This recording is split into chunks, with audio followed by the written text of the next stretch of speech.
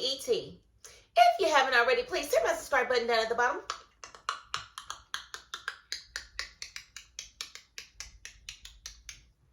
Thank you so very much. And oh my goodness, this was a very good episode.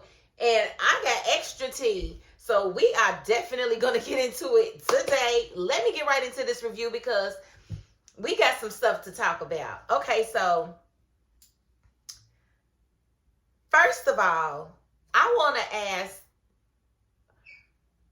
okay, so, you know, we be in these groups or whatever. Sometimes we find out information, and a lot of times I don't like to look to see what's going on. I don't like to see, but baby, it was leaked to me that Jordan and Penelope are not brother and sister, but they are exes. Exes? Exes? What do you mean they are exes? So that is not his sister?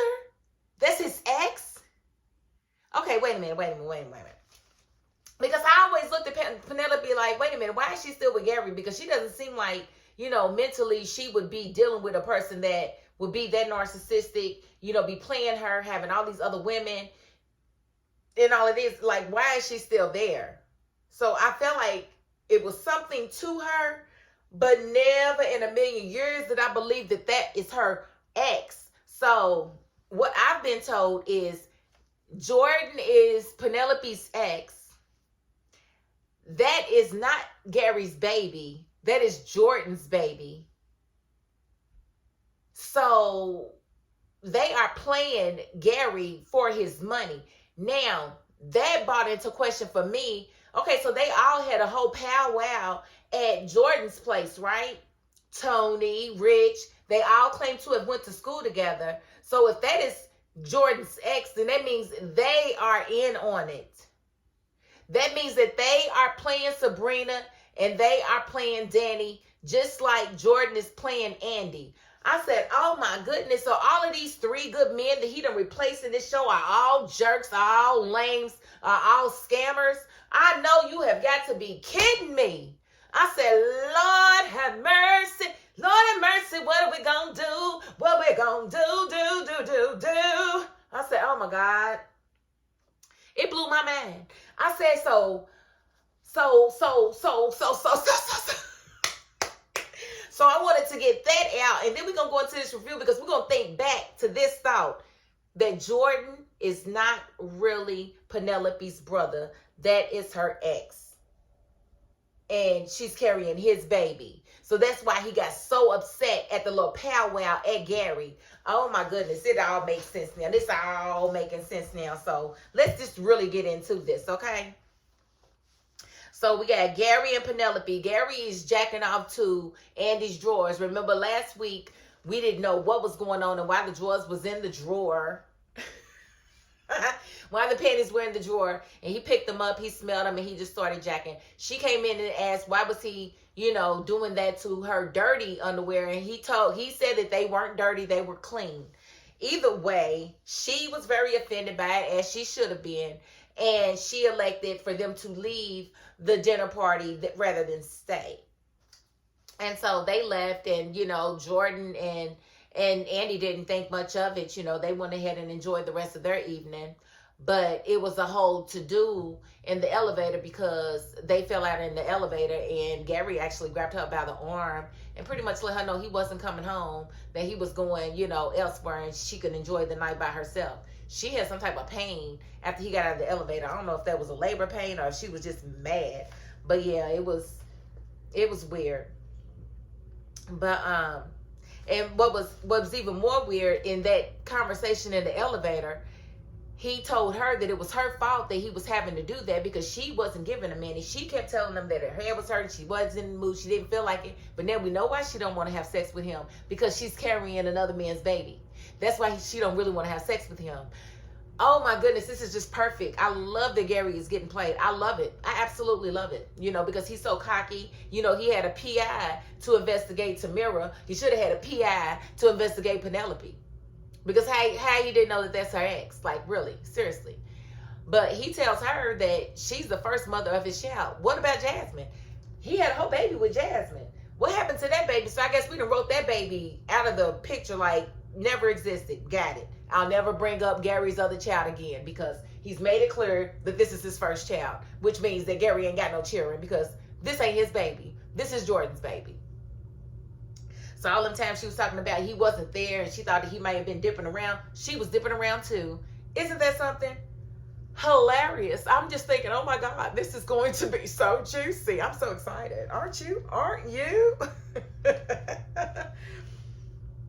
And then we got Danny and Sabrina talking about, Danny going to therapy. And Sabrina really hitting on some strong points. Like a lot of times we really do need therapy. And if you've never seen one of my reviews, I'm going to say it again. Childhood trauma is not to be joked with. Most of us experience it to some degree. And every single one of us needs to dissect it so that it doesn't manifest itself in our adult lives. If we don't dissect and deal with that childhood trauma, it will rear its ugly head in some form in your adult life. You will not even see it as a bad thing. It would become a coping mechanisms a lot of times is what we use to get through things. But a lot of times we just really need to look at it, deal with it, accept it, and move forward instead of just acting like it didn't happen, stepping over it, not really dealing with it, covering it up. It's not going to work. You can't cover up. Like if there's an open wound, you can put a bandage on it, but if you don't do something to close it, to actually help it heal, it's not going to heal. You're just going to bleed through the bandage and it's going to get infected. And that's exactly what happens to our personalities, to our spirits. They get infected when we don't deal with those traumas. So please, please, please, please, if that is you, do not be afraid to get a therapist, to get someone else that doesn't know you or anyone else in your life to talk to about things that may have happened so that you aren't carrying around baggage and trauma that you shouldn't be carrying around. Okay, and then we have Gary and Hayden. They are funny. Gary shows up at Hayden's house. And my whole thing is, if Gary got all this money, he just gave away $100,000 to a campaign. Why does he need to crash on Hayden's couch? Can somebody please explain that to me? Like, bro, you are wealthy. You're not even rich. You're wealthy. You are gifting Rolls Royces, okay? You are extremely wealthy. So why do you need to, anyway? But he says that he paid for the private eye on Tamira, so he owes him. And what was funny, he was like, well, have a drink with me. He was like, nah, Tamira took all the good stuff. Dang, she already started cleaning you out, bro.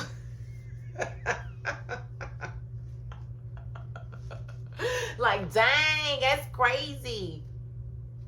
Poor Gary, poor Hayden. You guys are getting played like flutes and don't even know it. While Gary's sitting there talking about he just got her a ring to, to stretch things out because he has no intentions of marrying her or anybody else. That's crazy because I don't think you gonna be free soon, baby. We'll get to that shortly. And then Gary asked Hayden, he was talking about Jordan. He was like, yeah, he's running for city council. And Gary's like, yes, you and I together are going to ruin him. And Hayden was like, I'm not ruining anybody. If he didn't come after my woman or my money, then I ain't got nothing against him. I'm not doing nothing. So count me out. And Gary just kind of looks at him. Now, Gary, you need to worry about yourself. You don't need to worry about ruining anyone. You really don't. And you might want to ask him for that money back because, boy, it's hitting the fan for you, bro. And I love it.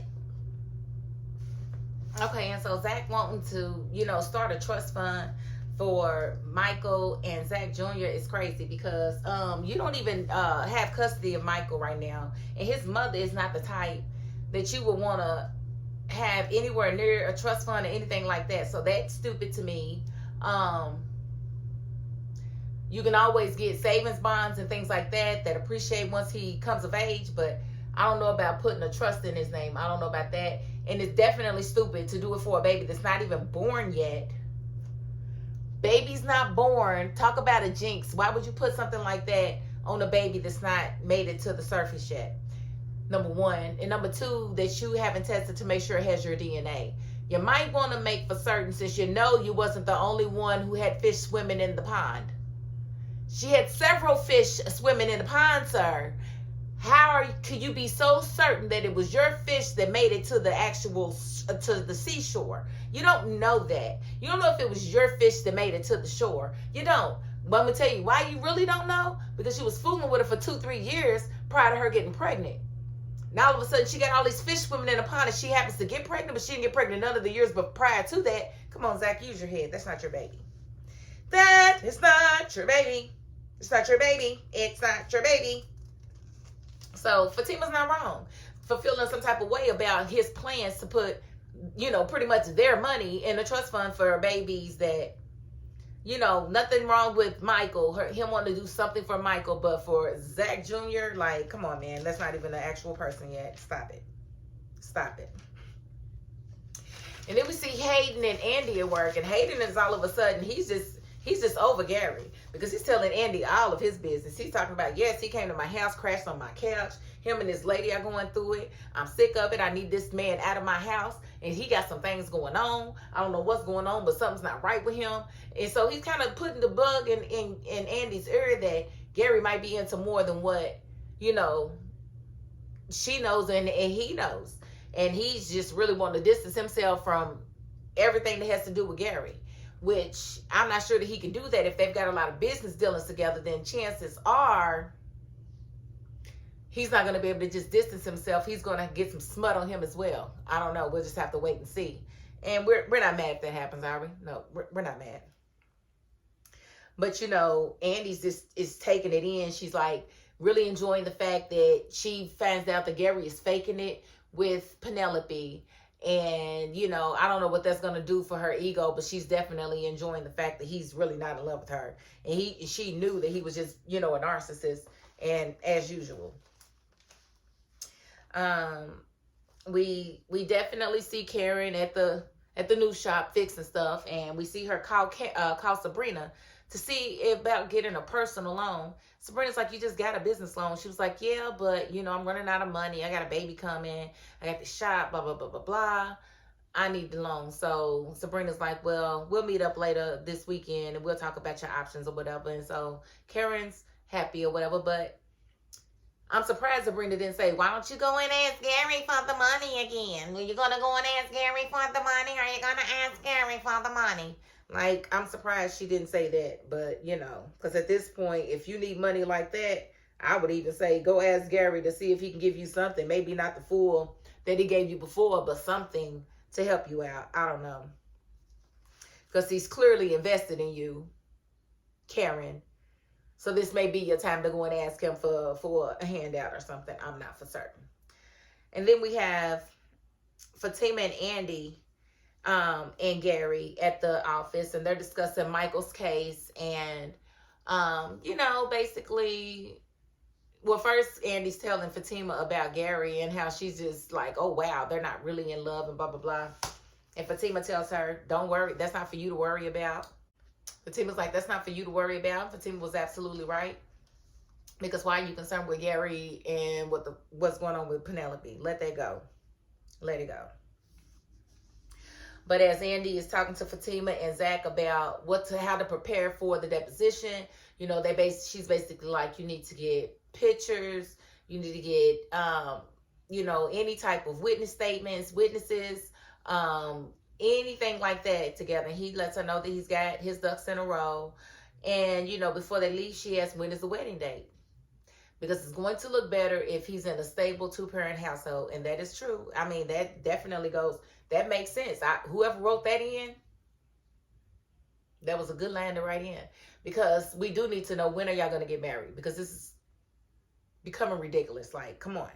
Let's at least get a wedding date together. Because we know more is coming down the pipeline for these two. So, yeah, let's go ahead and get that. Let's get that going. Okay, and then we see Tony and Danny at work. I thought it was very crazy that he works for a whole different airline and they ran out of printer paper. Or was that just an excuse to come over there so that he could nibble on her? That was nasty. I didn't appreciate that at all. I thought that was extra. That was unnecessary. And if he wanted to do all that, he should have came back to her house the night before. Ew. Moving right along. We do see Danny call Karen for brunch.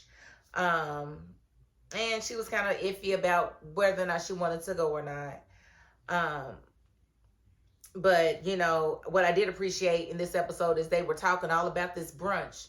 And the actual brunch happened and it's over with. Like, it didn't drag on for 3 or 4 episodes. They went to brunch, they had a few words, and that was it. I loved it. And so what stood out to me at the brunch is you had Sabrina, Danny, Andy, and Fatima. And I'm like, why is Fatima there if y'all invited Karen? Because Karen's not really going to be comfortable with Fatima being there. She's not really accepted her into the friend group like that. So I feel like it's kind of wrong for them to keep bringing Fatima in when they don't have the okay from Karen. Their loyalty should be with Karen in those moments. Just my opinion, because if I was Karen, I would feel some type of way. And we did see Karen walk in just like this, and she walked right back out when she saw that Fatima was sitting at the table, and I don't blame her. Like, why do y'all have her here? That's crazy. She's with the man whose baby I think I'm carrying. Because I don't forget all about my whole capades or whatever. So I really think this is Zach's baby, so why is she here? But it was good that Fatima was there because she has a therapist. And, you know, they got to talking about Danny's issues just a little bit. And Fatima just kind of threw it out there that she has a therapist that she thinks that Danny would really like, that she does do house calls. She actually does over the, you know, over the phone, over the internet. So there's really no excuse why Danny won't get a little bit of assistance. So Danny agrees to go ahead and start getting counseling. And that is a great thing because we definitely want to know what's going on with Danny and why is she like this. And they also discussed, you know, Zach Jr. And I thought it was crazy that they was laughing at the fact that Zach wanted to name this baby Zach Jr. and they don't even know if it's his baby or not. I thought that was crazy. I think he should really see them and how they really feel about how silly he's acting about claiming this baby. And that's their friend's baby. Okay, so Tony is at Danny's house when she gets there. And she's like, honey, I'm home. And they have a conversation. She's telling him a little bit about the brunch. She was like, did you tell them about my stuff? Boy, shut up. Don't nobody care about your stuff. Don't nobody care about your stuff, Tony. So she did let him know, since he did kind of drop her with Sabrina the night before, that she did agree to go ahead and start therapy. And he's happy about that. And she, you know, celebrated by straddling him, kissing him, and having him carry her to the bed. And they're going to do the oochie coochie. They're about to do the Humpty dance, Humpty dance, the Humpty dance. Okay, so we got to Sabrina and Rich. They kissing and touching and stuff and all of this. And Sabrina really been on this kick about marriage and kids or whatever. She's really, I guess, reflecting on her life, trying to figure out what it is that she really wants out of life. And so she's asking him about marriage, kids. And he was like, nah, I never wanted kids and I'm never getting married again. Blah, blah, blah. And she's realizing, like, what the heck? But she's drinking, so she's not really thinking. And she's like, yeah, well, I want a baby and I need your sperm in order to have a baby. So let's go practice. And I'm like, girl, is you about to? No, Sabrina. No, he just told you he don't want no children. And he doesn't want to be married. So he does not want the same things that you want. So I need you to sober up and listen to this man and what he's trying to tell you. That's not what he wants. And he said it so loudly that when she went in the bedroom thinking that he was coming in there to start practicing, he practiced by leaving. He said, I am out the door. I'm out the door. I'm out of here. Can't do it. Out. Bye-bye. So that was that. And I'm just like, girl, don't be asking people for their sperm that don't want no babies. Don't do that. That's, Go to a sperm bank. They pretty much already know what's going to happen. You don't even have to ask. All you have to do is select. And then we see Jordan and Andy. He's talking business, but she's corny. Ugh, corny. Moving along. Fatima and Zach, you know, Fatima comes home. She's really still in her feelings about this whole trust fund thing. And Zach is like, I'm going to the gym. He really doesn't understand why Fatima's not feeling him on it. And she's right. He needs to get a DNA test. And I'm pretty sure she's going to make him get a DNA test before she allows him to put anything in a trust fund. Like, bro, are you tripping? We're not doing that. That's not what we're doing. Okay?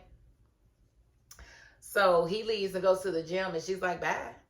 And she called him stupid. And I was like, yeah, that's right. That fits. Stupid. Stupid. Stupid. But I'm not mad at him for wanting to do for his kids. But come on, man. Make sure they're your kids first. That's all I'm asking. Just make sure they're yours. That's it. And then we see Gary, he's in the office talking to some chick about he about to fly her in and this and this and that and that, but you was just sleeping on your friend's couch. Whatever, Gary. But his business partner comes in and he was like, investors are removing their money. It's over. Scam, Ponzi scheme is being thrown out there. He was like, I just cleaned my computer. You need to clean yours. And Gary's like, we can't get caught. So Gary knows he's been doing some scamming. We've been knowing that Gary was scamming. We've been knowing that someone right with him when he bought that Rose, when he bought that apartment and all those Louboutins and Louis Vuitton and Gucci and Pucci and all of this other stuff. We already knew that he was lying through his Yves Saint Laurent mouth with his milk dud head, and he about to go down because why?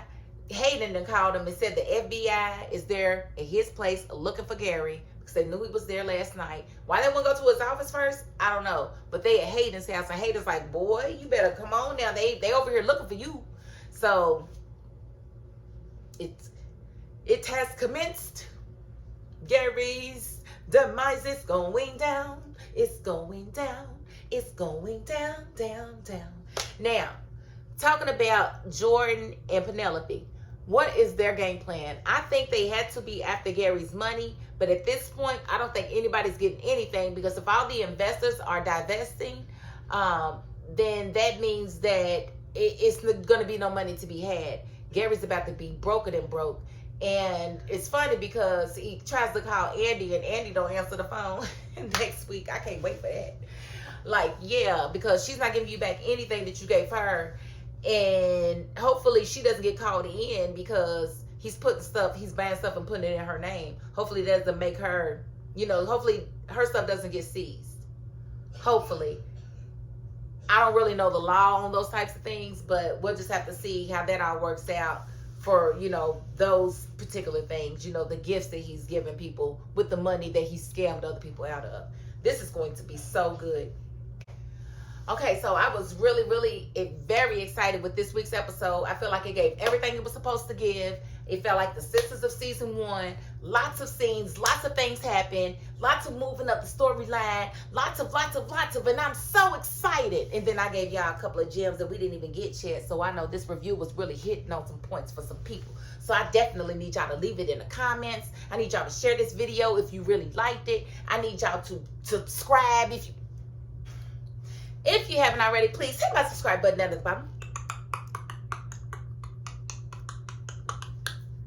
Thank you so very much. And if you are not the subscribing type, you got to the end of this video.